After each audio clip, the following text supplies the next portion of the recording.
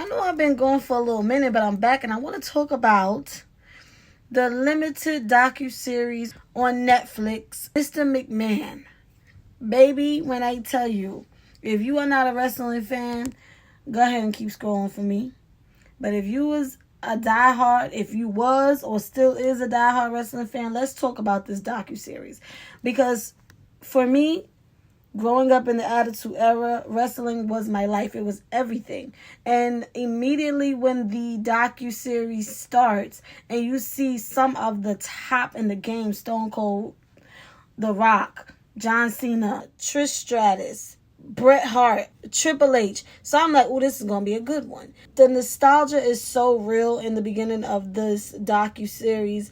It takes you there. It takes you back. And it literally explains how this huge billion-dollar business became what it was and how Vince McMahon took pro wrestling into a worldwide phenomenon. It was so good to relive those moments or find out new things. It really makes you look at Vince like a genius, like a mastermind. But at the same time, it gets dark. Okay, it gets very dark.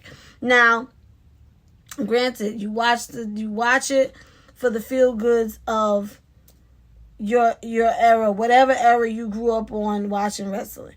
But then it gets really, really dark, and I want to tap into some things that I just like that I didn't appreciate. So while I could give it all its praises, I also have to tap into the things that just was so unsettling. The scandals, the things that went on behind the scenes was just so crazy. And again, a lot of us knew it, but to hear, a lot of people, to hear it come out of some of these people who were living it, come out of their mouths is just like, ugh. First things first, I did not, and this is the immediate thing. I know some people be like, there were worse things, but this immediately pissed me off because, again, I grew up in the Attitude Era, and I saw Chyna as an amazing wrestler. She was doing what none of those women in that industry was really doing. She was in the ring with guys. She really made a name for herself. And we all know WWE has tried to write her off as if she never even existed. And when I saw them show clips of her, I thought, okay, yeah, they're going to tap into it. And they completely glossed over the whole fact that she got screwed over by Vince and Triple H and Stephanie McMahon because Triple H and Chyna was in an actual relationship until she found out that he was having an affair with Stephanie McMahon, which, come to find out, was pushed by the boss himself, Vince. And they just tried to make it seem like there was just some love story and how dad was approving of his daughter being with Hunter. And he loved their chemistry on screen, so he decided to keep them together, and that's how they ended up falling in love and marrying each other. Now, y'all was sneaking and creeping, and then y'all had the audacity to write it in the storyline for Chyna to relive it. And eventually it probably messed with her head to the point where she was just like, I'm over this. Like, I can't be a part of this anymore. And we all know how her tragic story ends. But I don't like how they just act like that didn't happen. Another thing that bothered me was that Bret Hart situation. I always heard about, Owen Hart falling from the Raptors and the whole thing was an accident and this, that, and the third. But I never knew all of the back history that happened with Bret Hart. He kind of forced the title away from Bret Hart and didn't tell him that he was going to do it. And Bret literally spit in that man's face and uppercut him backstage. And then the wife went in on Triple H and said, all of y'all gonna go to hell for what y'all did. And then turn around, Owen stays in the business and they make a mockery of his character, and then suddenly there was faulty equipment and he passes away. Now, I ain't throwing out no accusations, but They ruled it out as accidental, but the irony is really crazy. It's really crazy. And I think the more I kept watching, it's like, oh, this man is really crazy. Mr. McMahon is the definition of it's not personal, it's business. Like, that is the true definition of that statement right there. I think he loved that company more than he loved his damn self. Like, to have the wrestlers continue their matches, to keep the show going while this man's blood was still in the ring. I don't care if it was too dark for anyone to see. You know, the lights came up. The people saw him going out on a stretch. Like, his body was being rolled past everyone and you kept the show going. Like, it doesn't get any more insensitive than that. It doesn't get any more detached than that. Truthfully, shout out to Brett and Tony Atlas, because I feel like they were the only two in that interview that really, really kept it a buck about Vince McMahon. And I noticed there was only really 2 women outside of his wife and his daughter.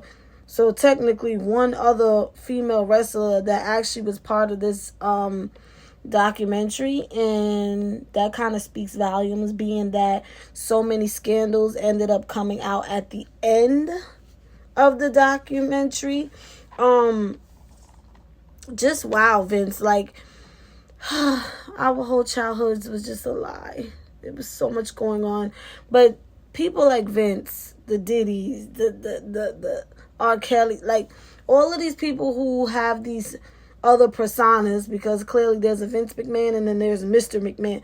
All of these people that create these alter egos really have psychological issues. The irony of the one who said it, but Kanye West said it best: no one man should have all that power.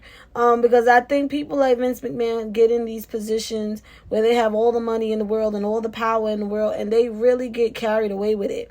I truly believe people get a godlike complex and think that they're untouchable and invincible, and they can literally do whatever they want to do to whoever they want to do it to. And I feel like hearing Vince's backstory, which I also didn't know, that he was abused by both parents, I think that he wanted to take power back so bad that was stripped from him growing up.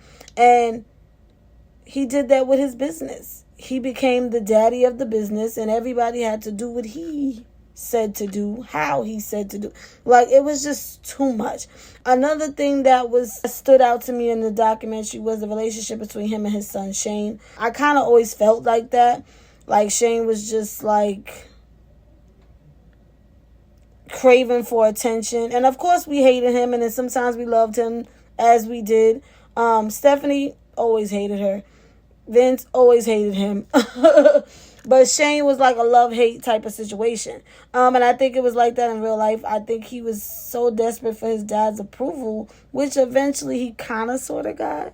I feel like Vince just did not see himself in his son. And Shane just didn't have that cutthroat attitude like Vince did. And just all the crazy accusations, the scandals, the inappropriate behavior, the allegations, the story, like, it sadly doesn't surprise me, because there was a lot going on in WWF way before it became PG and clean. There was a lot going on, so it does not surprise me that all of those things transpired behind the scenes. It's just kind of more so sad that it was happening to these people. Another thing that pissed me off: Stone Cold, say it ain't so, baby. I was really disappointed in hearing him say he did not believe in CTE, and that they were trying to downplay the fact that Chris Benoit was possibly suffering from that, and it's because of the blows that he took to the head in the ring. I mean, realistically, I understand that they have to make it look like they're being hit in the head, but some of them were really shaking their brains around and getting whacked in the head over and over, to the point where it's very possible he was suffering from CTE, and that caused him to do what he did.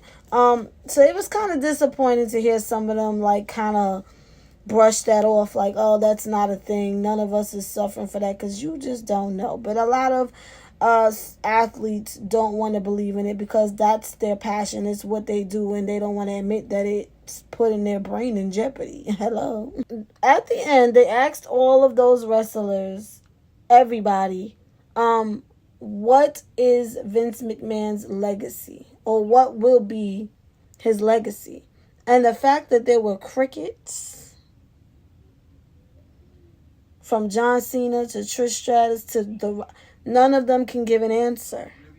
But Vince McMahon himself and that other butt kisser, I forgot his name. None of them can give an answer.